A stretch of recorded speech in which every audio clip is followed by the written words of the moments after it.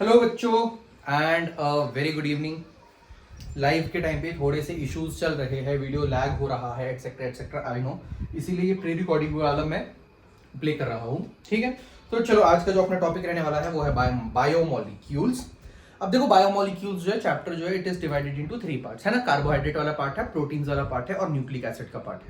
अब पूरे अगर तुम लोग पेपर को देखोगे ना तो 70 मार्क के अंदर से 3 मार्क के ऐसे क्वेश्चंस होते हैं जो कंपलसरी होते हैं, 3 या 5 मार्क के, बाकी जितने भी है वो ऑप्शन में ही आने वाले हैं। और अगर तुम पूरे चैप्टर को इवन आज जितने भी हम लोग क्वेश्चन देखेंगे, if you look at them carefully ना, तो कुछ रिपीटेड क्वेश्चन है जो बार बार पूछे गए हैं, उन्हीं पे अपन लोग मेजरली फोकस करेंगे। ठीक है, चलो अगेन पैटर्न तो अपना सेम रहने वाला है। सबसे पहले मैं सारे एमसीक्यूज खत्म करूंगा और उसके बाद हम लोग आएंगे थ्योरी क्वेश्चन के ऊपर।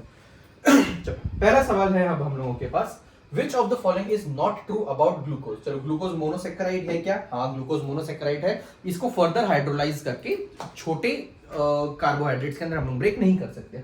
Is it polyhydroxy aldehydes? हाँ, ग्लूकोज के अंदर बहुत सारे OH ग्रुप्स होते हैं और एक अल्डिहाइड होता है, ये भी सही है। It's polyhydroxy ketone. अगर अल्डिहाइड है तो कीटोन हो सकता है क्या? नहीं होगा। तो yes, option C is incorrect, है ना। इनकरेक्ट वाला पूछा था, नॉट ट्रू, तो option C is not true about glucose. ठीक है, चलो अगला, स्टैक्यूस इज एन, अरे किधर गया, अगला है अपने पास, स्टैक्यूस इज एन एग्जांपल ऑफ, चलो स्टैक्यूस इसमें से किसका एग्जांपल है? बेसिकली देखो ऑप्शंस कैसे हैं, मोनोसेक्राइड, डाइसेक्राइड, ट्राइसेक्राइड और टेट्रासेक्राइड। बेसिकली स्टैक्यूस को अगर तुम लोग तोड़ते हो तो वो कितने पार्ट्स के अंदर टूटेगा, मतलब कितने, अगर हाइड्रोलाइज कराते हो तो कितने मोनोसेक्राइड यूनिट्स वो देगा। स्टैक्यूस को जब हम लोग हाइड्रोलाइज कराते हैं तो वो अपने को 4 मोनोसेक्राइड्स देता है। स्टैक्यूस को जब हाइड्रोलाइज कराया जाता है तब वो अपने को 4 मोनोसेक्राइड यूनिट्स देता है। अब चीजों को याद रखना शुरू करो, कुछ रिपीटेड क्वेश्चन ही है जो बार बार पूछे गए हैं। चलो moving on to next question. अगला सवाल है हमारे पास, how many moles of acetic anhydride will be required to form glucose penta acetate 2 molar glucose. देखो एक मोल, देखो जैसे कि अब क्या होता है ना, जितने OH ग्रुप्स होते हैं all of them when reacted with acetic anhydride, तो 5 के 5 OH ग्रुप्स जो है ना वो एसिटिक एनहाइड्राइड के अंदर कन्वर्ट हो जाते हैं। अगर 2 मोलर होगा तो उसके डबल की जरूरत होगी, है ना। एक ग्लूकोज के लिए 5 पेंटा एसिटेट फॉर्म हो रहा है ना, 5 एसिटिक एनहाइड्राइड की जरूरत पड़ रही होती है। 2 मोलर है तो हमें उसके डबल की जरूरत पड़ेगी, तो इसका मतलब है कि 10, इसका मतलब है कि 10 molar acetic anhydride will be required to form glucose penta acetate from 2 molar glucose. देखो मार्च 2014 का क्वेश्चन है। अगला, which of the following is not present in DNA? अब देखो डीएनए के अंदर ना AGCT प्रेजेंट होता है ना, एडेनिन, गुआनिन, थाइमिन और साइटोसिन, AGCT। तो uracil is not present in DNA, याद रख लेना। यूरेसिल जो होता है वो डीएनए के अंदर प्रेजेंट नहीं होता है। कौन सा प्रेजेंट होता है? साइटोसिन प्रेजेंट होता है। यूरेसिल किसमें प्रेजेंट रहने वाला है? वो अपना आरएनए के अंदर प्रेजेंट रहने वाला है। अगला, माल्टोज क्या होता है? माल्टोज जो होता है ये डाइसेक्राइड है। माल्टोज जो है दिस इज अ डाइसेक्राइड। इसका मतलब कि जब माल्टोज को हम लोग हाइड्रोलाइज करते हैं हमको 2 मोनोसेक्राइड्स मिल जाते हैं, तो माल्टोज इज अ डाइसेक्राइड। 2016 में पूछा गया क्वेश्चन है। चलो अगला है, the secondary structure of protein is determined by, अब 2 डिग्री, मतलब सेकेंडरी स्ट्रक्चर जो होता है बेसिकली जब वो हेलिक्स फॉर्म करना शुरू कर देता है प्रोटीन के अंदर, तो उसके अंदर कौन से बॉन्ड्स होते हैं? उसके अंदर हाइड्रोजन बॉन्ड्स होते हैं। तो सेकेंडरी स्ट्रक्चर ऑफ प्रोटीन जो होता है उसके अंदर हमें हाइड्रोजन बॉन्ड्स देखने को मिलते हैं। अगला, the number of primary and secondary hydroxyl groups in ribose are respectively. अब रिबोस के अंदर कौन कौन से प्राइमरी और कितने प्राइमरी और सेकेंडरी ग्रुप्स अपने को देखने को मिलते हैं, ये पूछा गया है। 2 मिनट एक बार रिबोस का स्ट्रक्चर ही ड्रॉ कर लेते हैं। रिबोस just a second, चलो this is structure of ribose. CHO, ribose का ये स्ट्रक्चर होता है, CHO, इधर पर आया CHOH thrice and then CH2OH, ये होता है अपने पास रिबोस का स्ट्रक्चर। ठीक है, अब इसके अंदर देख लो 1 डिग्री कितने हैं और 2 डिग्री कितने हैं। देख लो ये सब के सब 3 तो अपने पास ये 2 डिग्री रहने वाले हैं और ये एक है अपने पास 1 डिग्री वाला। तो हाउ मेनी प्राइमरी और सेकेंडरी? प्राइमरी वाला 1 है और 2 डिग्री वाले 2 है। सो सॉरी 2 डिग्री वाले 3 है ना, 3 है अपने पास। तो 1,3 इज दी करेक्ट आंसर। अब ये सारी चीजें अपने को पूछी गई है एमसीक्यूज के अंदर, ये मार्च 18 का था, एमसीक्यूज में इतने ही पूछे गए थे। और एक चलो मार्च 20 का भी और एक क्वेश्चन है, name the reagent which on reacting with glucose confirms the presence of 5 hydroxyl groups. अभी देखा ना 5 OH ग्रुप्स के साथ जो एसिटिक एनहाइड्राइड होता है वो रिएक्ट कर रहा होता है, तो एसिटिक एनहाइड्राइड जो होता है ये कंफर्म करता है कि 5 OH ग्रुप्स हमारे पास प्रेजेंट है, बिकॉज हमें as a result penta acetate मिल रहा होता है। Moving on to next question, lactose on hydrolysis gives. चलो लैक्टोज जो होता है वो हाइड्रोलिसिस के बाद हम लोगों को क्या देता है, लैक्टोज हाइड्रोलिसिस के बाद अपने को 2 ग्लूकोज के मॉलिक्यूल्स देता है। लैक्टोज जो होता है वो हाइड्रोलिसिस के बाद हम लोगों को 2 ग्लूकोज के मॉलिक्यूल्स दे रहा होता है। बस ये 22 का क्वेश्चन है। ओके, नेक्स्ट क्वेश्चन इज, चलो अब आते हैं थ्योरी, मतलब कि 23 में कोई भी एमसीक्यू नहीं पूछा गया था, याद रखना, ठीक है। तो सिर्फ तो इस साल ऑब्वियसली चांसेस है कि इसके ऊपर एक ना एक एमसीक्यू पूछ लेंगे वो लोग। Give chemical reactions of glucose with hydroxyl amine. अब देखो ग्लूकोज कैसा होता है, ये अपने पास ग्लूकोज CHO। देखो सबसे पहले 6 कार्बन बनाने का, 2 3 4 5, अच्छा ये स्पेस थोड़ी कम पड़ने वाली है अपने को, साइड में ड्रॉ करता हूं, 1 2 3 4 5 एंड देन 6। इधर पर आया CH2OH और इधर पर आया CHO, मतलब नीचे आया अल्कोहल 1 डिग्री वाला और ऊपर आया अपने पास CHO।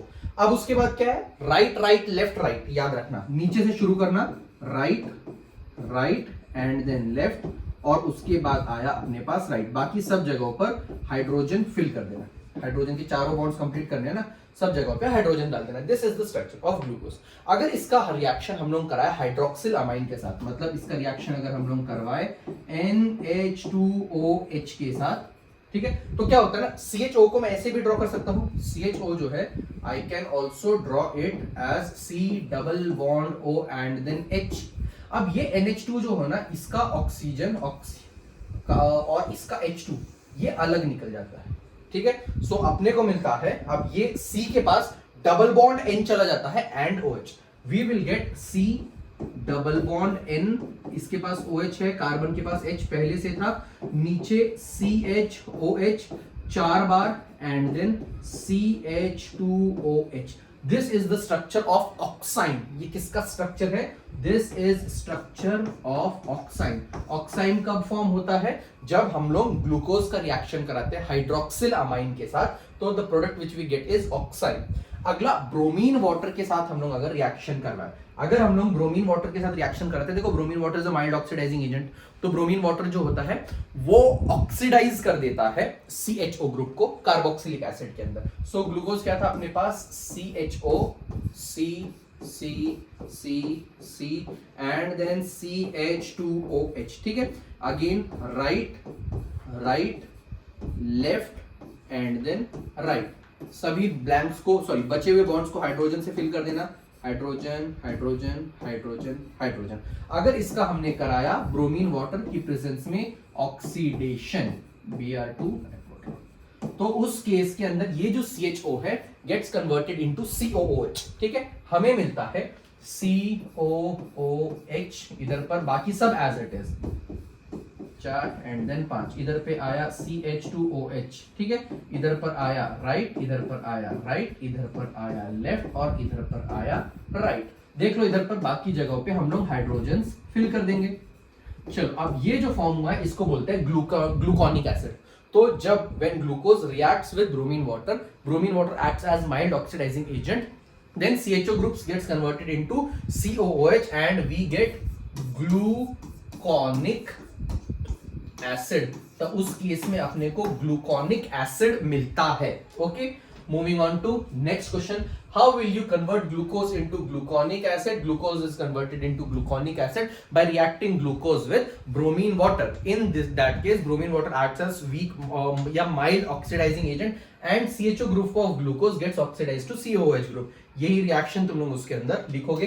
ये जो रिएक्शन है ना, ये 2-3 रिएक्शन ये बार बार पूछे गए हैं, याद रखना, हर बार अपन नहीं देखेंगे, मैं बता दूंगा।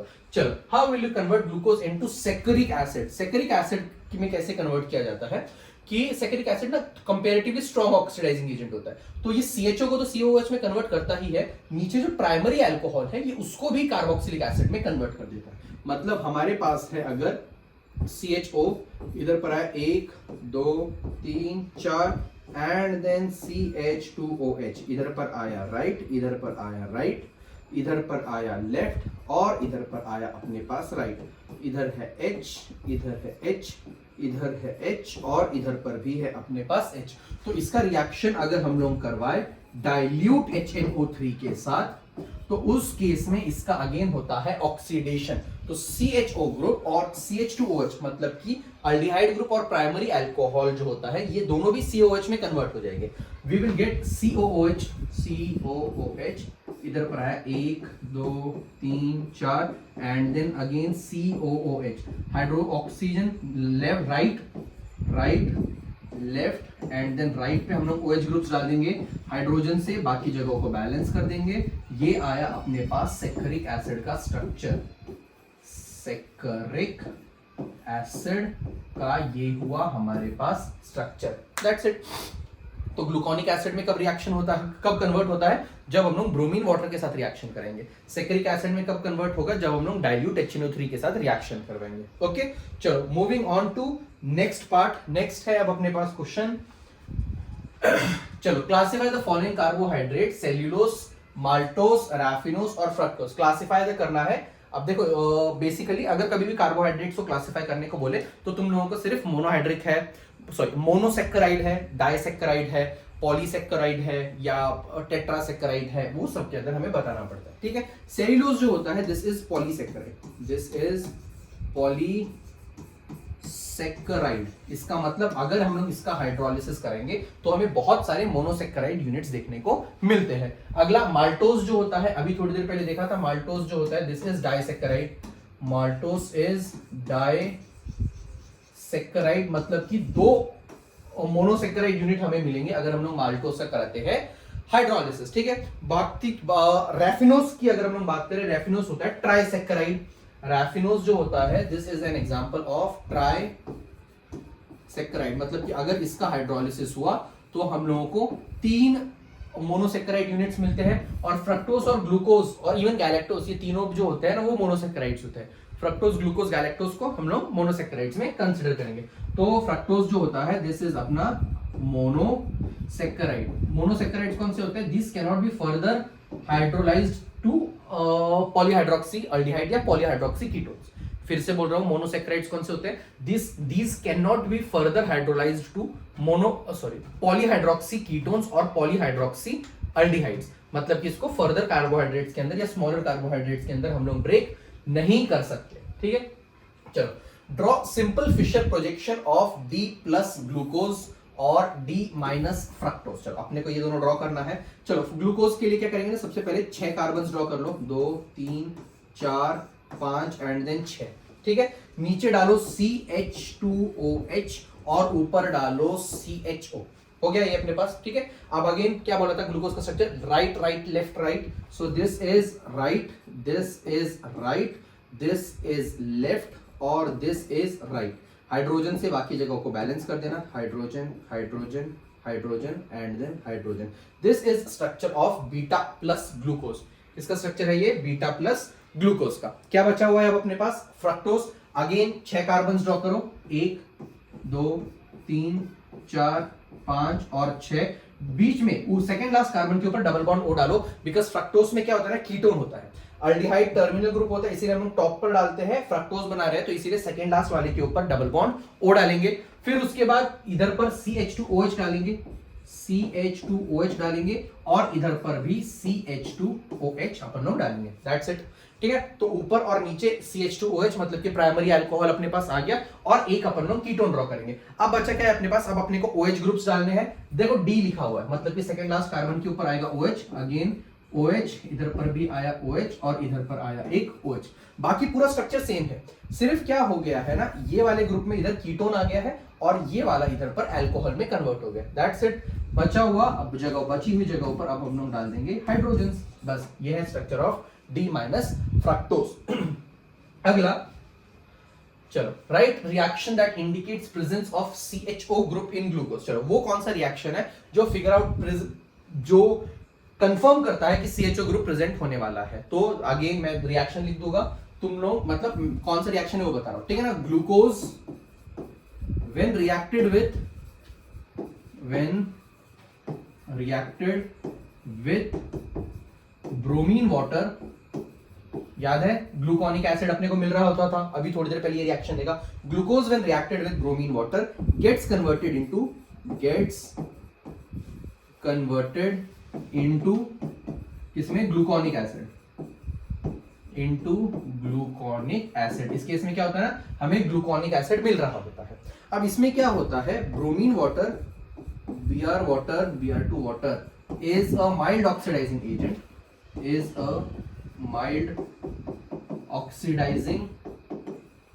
agent and oxidizes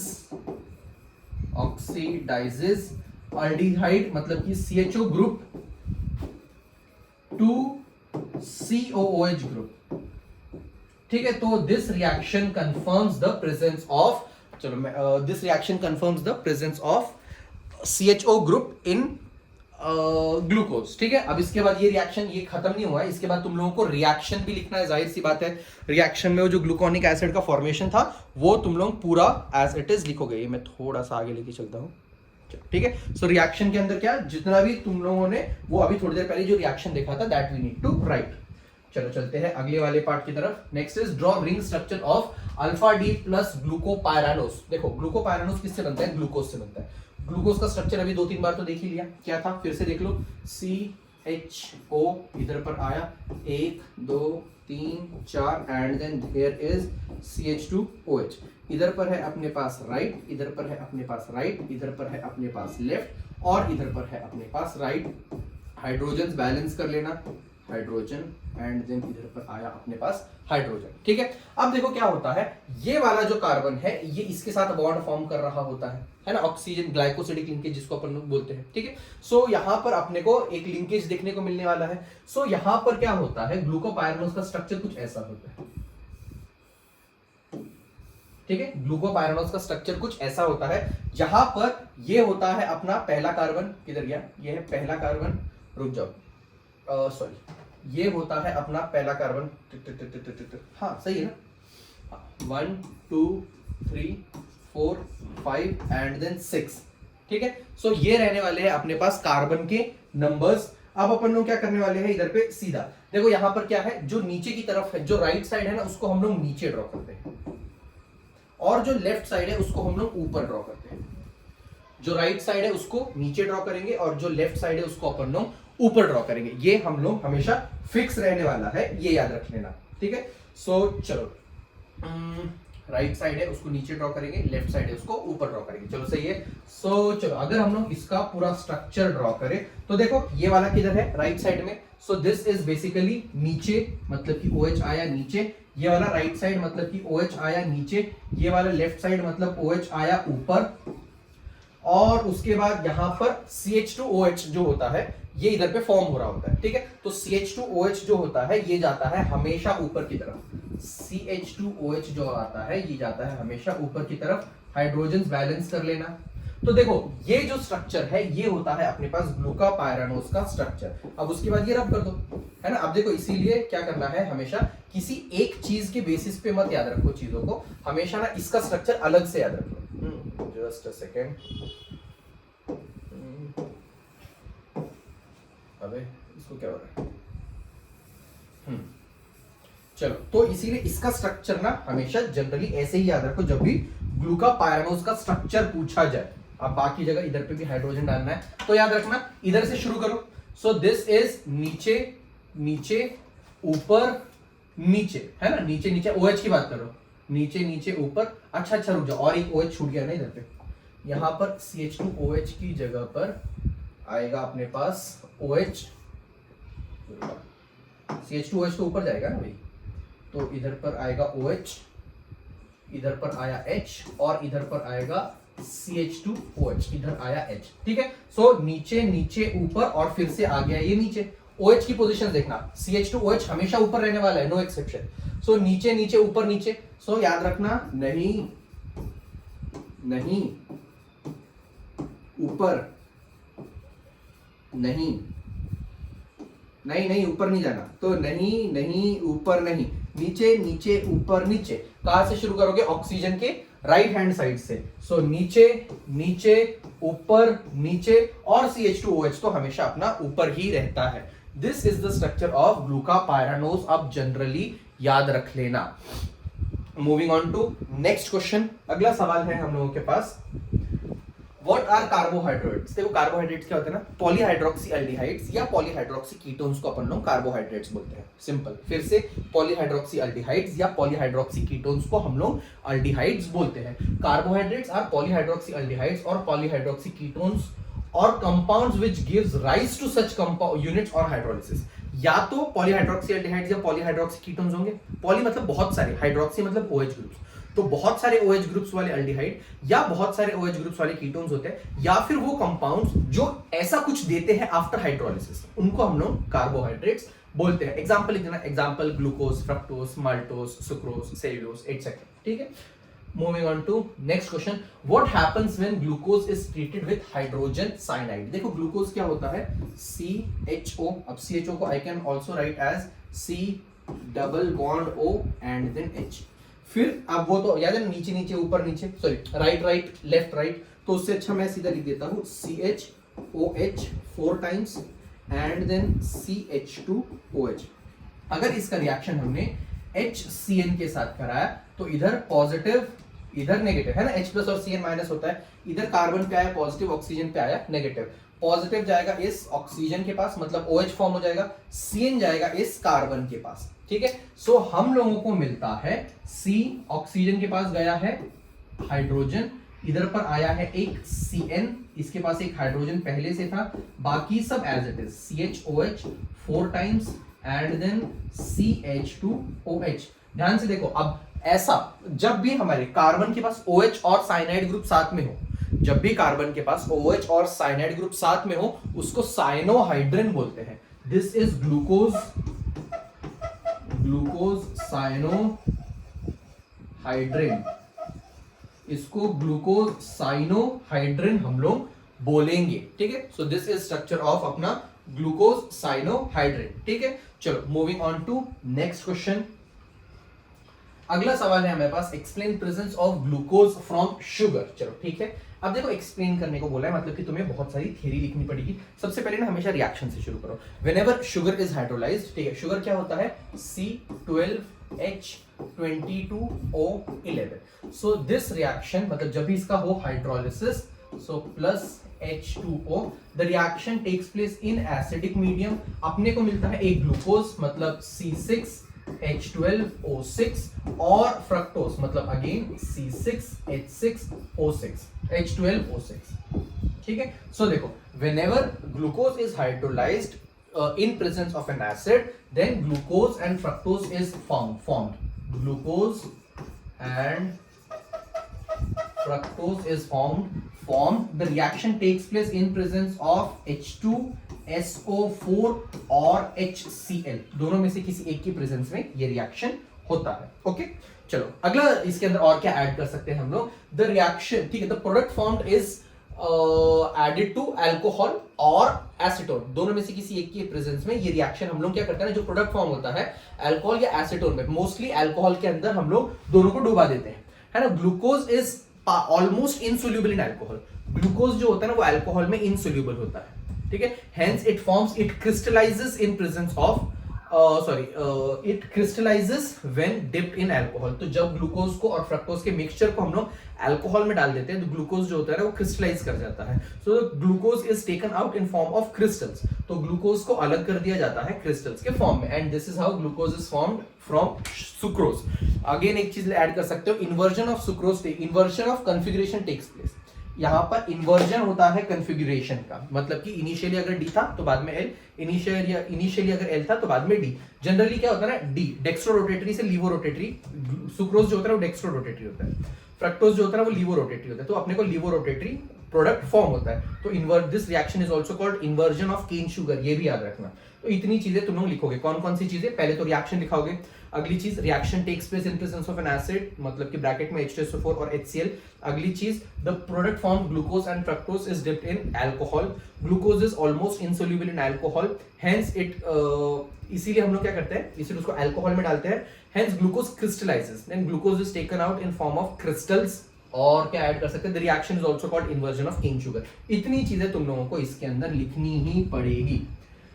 अगला, what is action of following reagent on glucose? चलो अभी थोड़ी देर पहले देखा, ब्रोमीन वाटर के साथ ग्लूकोनिक एसिड फॉर्म करता है, डाइल्यूट HNO3 के साथ सैकरिक एसिड फॉर्म करता है, हाइड्रोक्सिल अमाइन के साथ ये ऑक्साइन फॉर्म करता है। देख लो भाई तुम लोग कितनी बार ये क्वेश्चंस पूछे गए है ना। You can just mark check कि कितनी बार ये सिमिलर क्वेश्चंस पूछे गए हैं, एंड टाइम एंड अगेन ये सेम क्वेश्चंस रिपीट होते जाते हैं। ठीक है, चलो अगला है हमारे पास, किधर गया।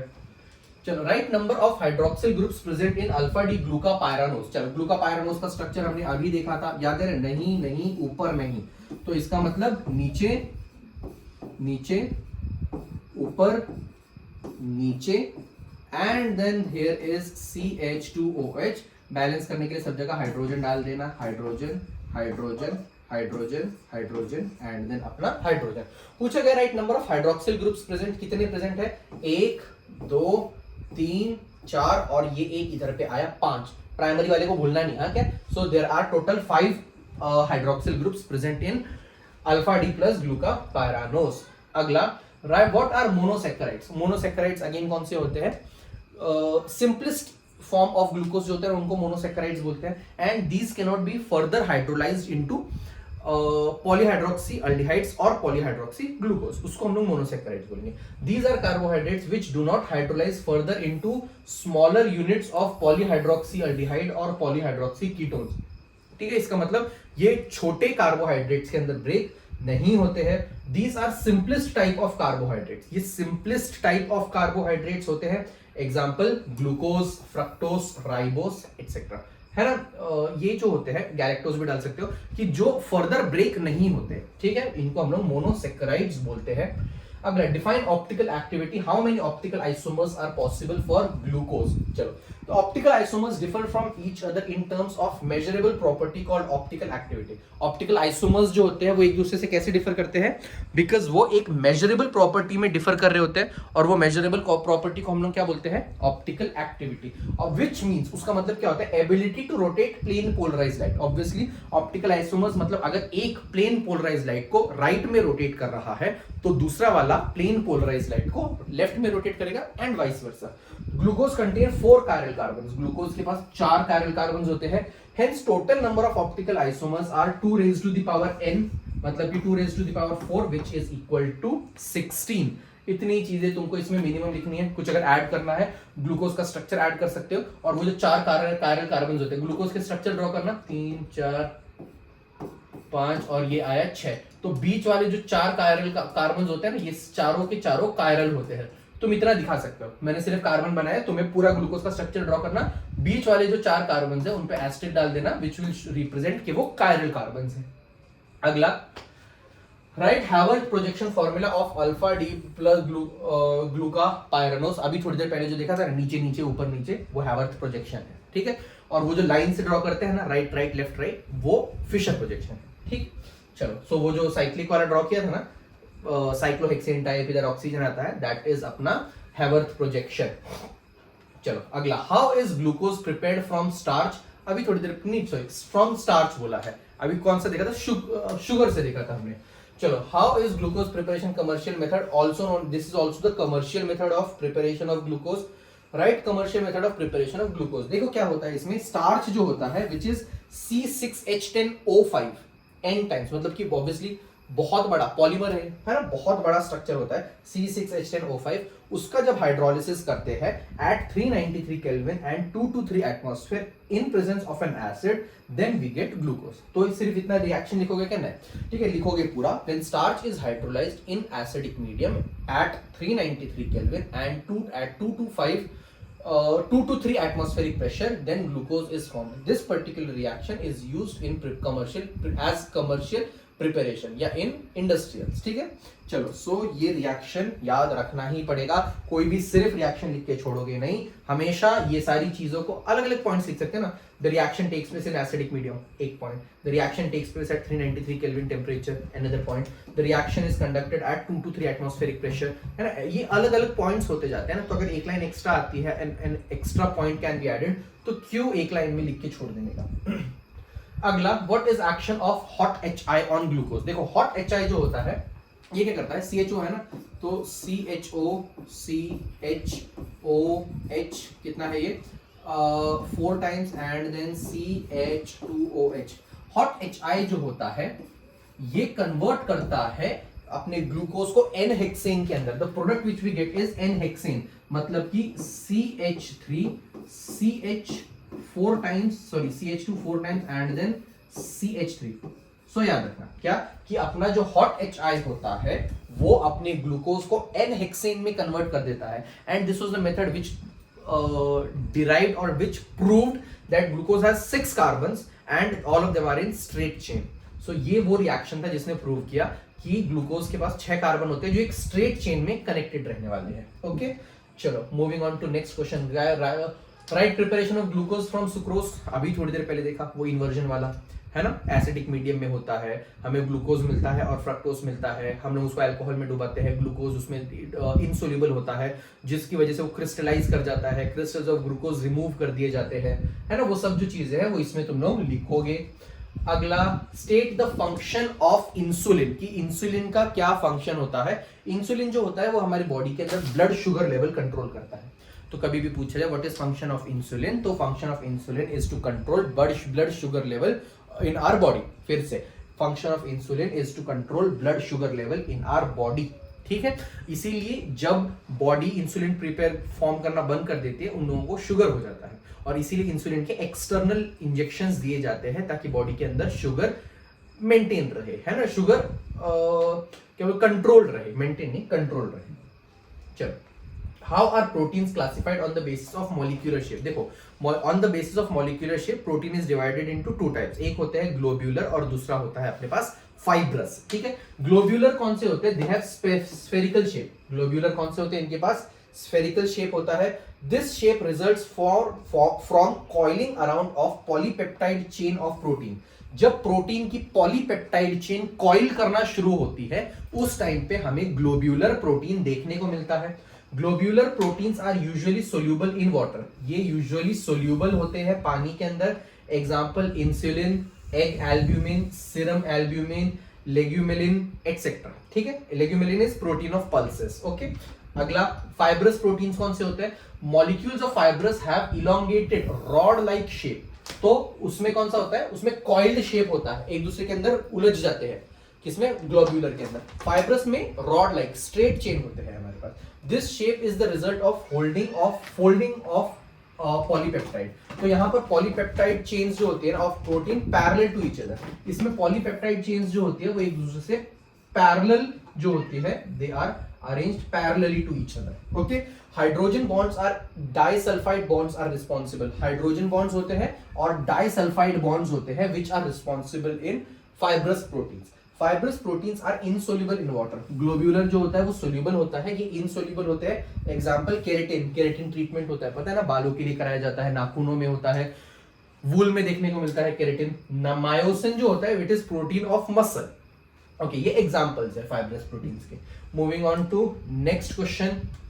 चलो, व्हाट इज पेप्टाइड लिंकेज। चलो, पेप्टाइड लिंकेज कौन सी होती है, these are amide bonds which connect alpha amino acids with each other. तो जब दो अल्फा अमीनो एसिड्स एक दूसरे से कनेक्ट होते हैं तो उस बॉन्ड को which connects both of them is called peptide linkage या पेप्टाइड बॉन्ड।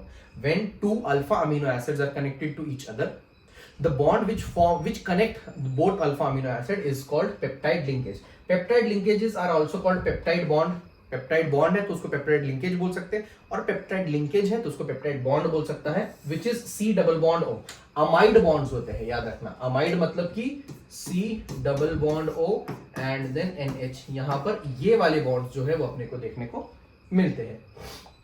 अगला, डिफाइन एंजाइम्स। अब एंजाइम क्या होते हैं, एंजाइम बायोलॉजिकल कैटलिस्ट होते हैं। देखो, हमारी बॉडी में ना बहुत सारे रिएक्शंस होते हैं, उन रिएक्शंस को इजीली कंडक्ट कराने के लिए हमें कुछ कैटलिस्ट्स की जरूरत होती है, और वो कैटलिस्ट हमारे पास होते हैं एंजाइम। ऑब्वियसली हम लोग ऐसा तो नहीं कर सकते किसी रिएक्शन को कंडक्ट कराने के लिए टेम्परेचर बढ़ा दे, या किसी रिएक्शन को कंडक्ट कराने के लिए हम लोग प्रेशर बढ़ा दे, है ना, बॉडी है ना, हम लोग एक्सटर्नल थोड़ी प्रेशर बढ़ा सकते हैं। तो इसीलिए उस पर्टिकुलर टेम्परेचर पे, उस पर्टिकुलर प्रेशर के अंदर और 7.4 pH के अंदर अगर हम लोग चाहते हैं कि रिएक्शन हो जाए इजीली, उसके लिए हमें कुछ कैटलिस्ट की जरूरत पड़ती है, and those biological catalysts are called enzymes. ये हुआ मोटा मोटा, है ना, लेमन लैंग्वेज के अंदर। देखते हैं, these are biological catalysts which bring about various chemical reactions in our body with ease। तो कुछ बायोलॉजिकल कैटलिस्ट जो हमारी बॉडी के अंदर बहुत अलग अलग केमिकल रिएक्शंस को कंडक्ट करवाते हैं ईज के साथ। A very large number of chemical reaction takes place in our bodies. These are brought about at pH of 7.4। तो जो केमिकल रिएक्शंस है, ब्लड का pH होता है 7.4, 7.4 के pH के ऊपर ये रिएक्शंस कंडक्ट कराए जाते हैं, और बॉडी टेम्परेचर पे मतलब 37 डिग्री सेल्सियस के ऊपर ये रिएक्शंस कंडक्ट कराए जाते हैं with the help of biological catalyst. These biological catalysts are called enzyme। तो वो बायोलॉजिकल कैटलिस्ट जो हमारी बॉडी के अंदर रिएक्शंस को प्रॉपरली कंडक्ट करवाते हैं, उसे हम लोग बोलते हैं, वो कैटलिस्ट होते हैं, वो एंजाइम्स होते हैं। Okay, chemically enzymes are proteins. Chemically enzymes जो होते हैं उनका स्ट्रक्चर जो होता है वो प्रोटीन्स के से सिमिलर होता है। Okay, moving on to next question. अगला है हमारे पास, what are amino acids.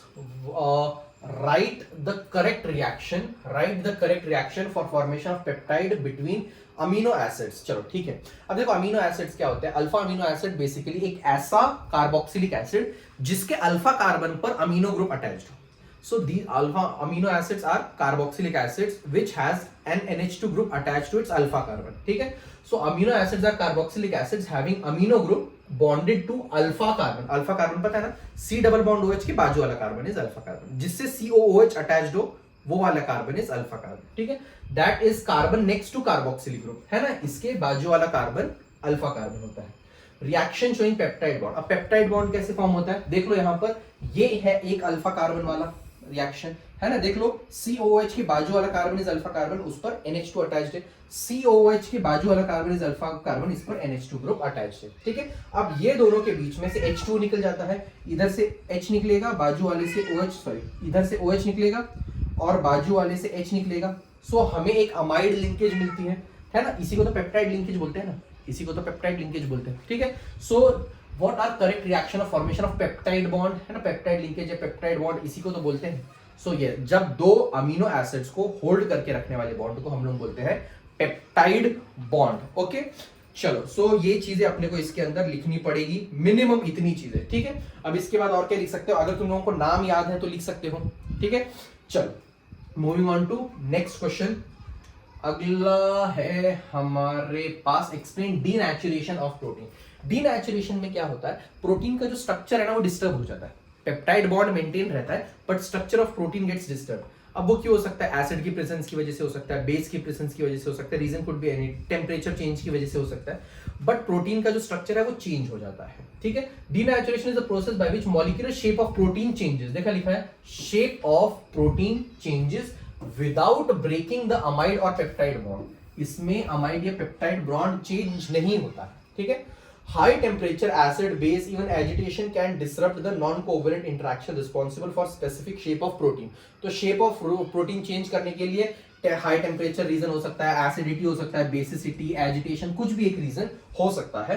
This is referred to as denaturation of protein. इस चीज को हम लोग बोलते हैं denaturation of protein. Denaturation results in disturbing of the secondary, tertiary और quaternary structure of protein. Primary structure पे फर्क नहीं पड़ता है, लेकिन टू सेकेंडरी, टर्शियरी और क्वाटरनरी स्ट्रक्चर चेंज हो जाता है। This cause change in properties of protein and biological activity is often lost. इससे प्रोटीन की प्रॉपर्टीज जो है वो चेंज हो जाती है और biological activity, obviously secondary structure, tertiary structure सब चेंज हो गया तो obviously biological properties will be impacted. ठीक है, ठीक है, अब ये तो पुराना वाला ही क्वेश्चन हो गया, अब ये अगला क्वेश्चन है, चलो ये उसके अंदर ऐड हो गया। चलो, moving on to next question, explain formation of peptide linkage with an example. अभी थोड़ी देर पहले देखा है ना, अभी थोड़ी देर पहले हम लोगों ने देखा था ये वाला स्ट्रक्चर, किधर गया, ये देख लो, एक अल्फा अमीनो एसिड दूसरे अल्फा अमीनो एसिड के साथ बॉन्ड फॉर्म करता है और हमें पेप्टाइड लिंकेज देखने को मिलती है। जस्ट अ सेकंड, मैं तुम लोगों को नाम कंफर्म कर देता हूँ इनके कौन से जो पेप्टाइड लिंकेजेस फॉर्म हो रहे हैं। देयर नेम्स आर, चलो पहला है ग्लाइसिन, दूसरा है एलेनाइन। पहला है ग्लाइसिन, इसको हम लोग ग्लाइसिन बुलाते हैं, इसको हम लोग एलेनाइन बुलाते हैं, ALANIN। ग्लाइसिन और एलेनाइन जो होते हैं उनके बीच का रिएक्शन यहाँ पर हम लोगों ने ऑलरेडी दिखाया हुआ। चलो ठीक है, अब फॉर्म क्या हुआ है, ग्लाइसिन एलेनाइन, दोनों की structure as it is without any difference, without any space. So this is glycine alanine. ठीक है, चलो moving on to next question. अगला है हमारे पास डीनेचुरेशन, देख लिया हम लोगों ने अभी, ये वाला क्वेश्चन था ना, यस। सो वही चीजें लिख देना। अगला है हमारे पास न्यूक्लिक एसिड्स पे based questions. Right the structure of nucleoside and nucleotide. अब देखो न्यूक्लियोसाइड क्या होता है, जब कोई नाइट्रोजनस बेस और पेंटोस शुगर के बीच में बॉन्ड फॉर्म हो तो उसको हम लोग न्यूक्लियोसाइड बोलते हैं। और जब नाइट्रोजनस बेस, पेंटोस शुगर और फॉस्फेट तीनों के बीच में बॉन्ड फॉर्म हो तो हम लोग उसको न्यूक्लियोटाइड बोलते हैं। न्यूक्लियोसाइड में नाइट्रोजनस बेस और पेंटोस शुगर होता है, न्यूक्लियोटाइड में नाइट्रोजनस बेस होता है, पेंटोस शुगर होता है और फॉस्फेट, तीनों चीजें अपने को देखने को मिलती है। चलो इसके मैं तुमको स्ट्रक्चर बता दूं, बहुत बड़ा स्ट्रक्चर है इसका। चलो न्यूक्लियोसाइड का अगर हम लोग स्ट्रक्चर देखें तो चलो रिबोस का एग्जांपल ले लेते हैं। दिस इज अपना रिबोस। चलो इधर पे आया, नीचे OH, इधर पर आया OH, इधर पर आया अपने पास CH2 एंड देन OH, और ऊपर आएगा एक प्रोटीन, है ना, पेंटोस शुगर था और प्रोटीन। चलो हम लोग एडेनिन का एग्जांपल ले ले। चलो let's say we are taking example of this. चलो एडेनिन का ही एग्जांपल लेते हैं। दिस इज नहीं एडेनिन, नो OH। चलो एडेनिन का अगर मैं एग्जांपल लूं तो इधर पे आएगा H, अरे यार स्पेस। चलो ठीक है, तुम लोग समझ जाना। नाइट्रोजन, फिर उस ऊपर से यहाँ पे इसके साथ बॉन्ड फॉर्म करेगा, दिस, फिर यहाँ एक डबल बॉन्ड है, यहाँ एक डबल बॉन्ड है, फिर उसके बाद एक हेक्सेन ड्रॉ करो, फिर उसके बाद इधर पर भी एक नाइट्रोजन है, इधर पर भी एक नाइट्रोजन है, फिर उसके बाद इधर एक double bond, double bond, double bond और ऊपर एक NH2 है। ऊपर एक NH2 ड्रॉ कर लेना। हाँ क्या, इधर पे ड्रॉ कर देता हूँ, ऊपर एक NH2 है। This is structure of adenine. देखो ये है पेंटोस शुगर और ये है अपने पास एडेनाइन। ठीक है, ऊपर एक ये NH2 ऊपर है। हाँ क्या, ऑब्वियसली स्पेस कम है, समझ गए होंगे तुम लोग। अगला एक स्ट्रक्चर देख लो साइड, न्यूक्लियोसाइड का। न्यूक्लियोसाइड में एक फॉस्फेट होना चाहिए अपने पास, O-, उसके बाद एक पेंटोस शुगर होना चाहिए, CH2 इधर पर आया, O, दिस, फिर उसके बाद OH, इधर पर आया OH, इधर पर आया अगेन वापस एडेनिन का स्ट्रक्चर ड्रॉ कर लो, N। चलो अभी एडेनिन का प्रॉपर ड्रॉ कर लेंगे, N, इधर पर आया एक डबल बॉन्ड, दिस। चलो फिर उसके बाद इधर आया एक नाइट्रोजन, इधर आया एक nitrogen, double bond, double bond, double bond, इधर आया एक NH2। This is structure of a nucleotide. ठीक है, सो न्यूक्लियोसाइड और न्यूक्लियोटाइड में क्या डिफरेंस होता है, इधर पर एक फॉस्फेट एक्स्ट्रा होता है। एक एग्जांपल दिमाग में रखो और वो कंटिन्यू करना है, ठीक है ना, वो मतलब बार बार वही यूज करते बैठना। सो दिस इज न्यूक्लियोटाइड जिसमें अपने पास एक फॉस्फेट है, एक पेंटोस शुगर है और एक एडेनाइन प्रोटीन है, और ये अपने पास है न्यूक्लियोसाइड जिसमें अपने पास एक पेंटोस शुगर है और एक प्रोटीन है, यहाँ फॉस्फेट नहीं होता है। Moving on to next question. अगला है व्हाट आर न्यूक्लिक एसिड्स। चलो न्यूक्लिक एसिड मतलब DNA, NNA, RNA दोनों की बात चलती है। डिऑक्सी न्यूक्लिक एसिड और रिबो न्यूक्लिक एसिड, इसका फुल फॉर्म दे देना ब्रैकेट के अंदर ताकि लेंथ बढ़ जाएगी। These are polymers of nucleotides formed by joining. देखो ये न्यूक्लियोटाइड्स के पॉलीमर्स होते हैं। जब किसकी वजह से होता है, एक न्यूक्लियोटाइड जो होता है formed with phosphate and another nucleotide. ठीक है, अब देखो one nucleotide with 5 phosphate of another nucleotide. ठीक है, अच्छा इन लोगों ने सिर्फ ये बोल दिया कि एक न्यूक्लियोटाइड जो होता है वो दूसरे वाले के फॉस्फेट वाले से ज्वाइन हो रहा होता है, तो ऐसे बहुत बड़ा जब पॉलीमर फॉर्म होता है तो उसको हम लोग बोलते हैं कि हमें न्यूक्लिक एसिड देखने को मिलेगा. So nucleic acid is basically in both DNA and RNA are polymers of nucleotides which are formed by joining 3-OH. मतलब एक न्यूक्लियोटाइड का 3-OH थर्ड कार्बन का OH दूसरे वाले न्यूक्लियोटाइड के फॉस्फेट के वाले के साथ ज्वाइन होता है. ठीक है, तब हम लोग बोलते हैं कि न्यूक्लिक एसिड फॉर्म हुआ है. अगला, ड्रॉ स्ट्रक्चर ऑफ एडेनाइन. अभी थोड़ी देर पहले देखा है ना, ये एडेनाइन का स्ट्रक्चर होता है. अब ये तो तुम लोगों को रटने ही पड़ने वाले हैं, फिर भी बता दूं मैं तुम लोगों को क्या करने का. एक हेक्सेन साइक्लोहेक्सेन ड्रॉ करो, एक साइक्लोपेंटेन ड्रॉ करो. ठीक है, अब क्या करो, इधर एक नाइट्रोजन डालो, इधर एक नाइट्रोजन डालो, अल्टरनेट वाले पे. ठीक है, इधर एक नाइट्रोजन डालो, इधर एक नाइट्रोजन डालो. अब क्या करोगे, इधर पर double bond double bond double bond, आगे अल्टरनेट वाले पे डबल बॉन्ड, कॉमन वाले पे डबल बॉन्ड डालना. ठीक है ना, और इधर पर आ जाएगा एक डबल बॉन्ड, ऊपर आ जाएगा एक NH2. This is structure of adenine. Okay, अगला आई थिंक अभी स्ट्रक्चर्स ही है. चलो नेक्स्ट इज थाइमीन का स्ट्रक्चर. क्या करोगे, साइक्लिक एक साइक्लोहेक्सेन ड्रॉ करो. ठीक है, इधर एक डबल बॉन्ड O डालो, फिर इधर एक नाइट्रोजन डालो, नीचे एक नाइट्रोजन डालो, इधर एक CH3 डालो. अब क्या करना है, ठीक है, और एक चीज इधर पर भी एक आएगा डबल बॉन्ड O. अब इधर पे आएगा एक double bond O. That's it. This is structure of thymine. ठीक है, यूरेसिल का स्ट्रक्चर भी अलग से देखकर ही जाना. नेक्स्ट इज अपने पास डी राइबोस का अपने को स्ट्रक्चर बनाना है. अभी वो पेंटोस शुगर देखा ना, pentose sugar is very easy. क्या करोगे, और एक ऑक्सीजन और 4 कार्बन के साथ एक साइक्लोपेंटेन ड्रॉ करो. साइक्लोपेंटेन टाइप स्ट्रक्चर है ना, इसको रिबोस का स्ट्रक्चर इसीलिए तो बोलते हैं. फिर उसके बाद चलो, हमेशा CH2OH ऊपर आएगा, ये तो हमने पहले ही बता दिया है. बाकी क्या क्या बचा अपने पास, ऊपर नीचे नीचे, ऊपर नीचे नीचे. बाकी जगहों पर क्या बचेगा अपने पास, hydrogen hydrogen hydrogen hydrogen. That's it. I think ये लास्ट क्वेश्चन था. Yes, this is the last question.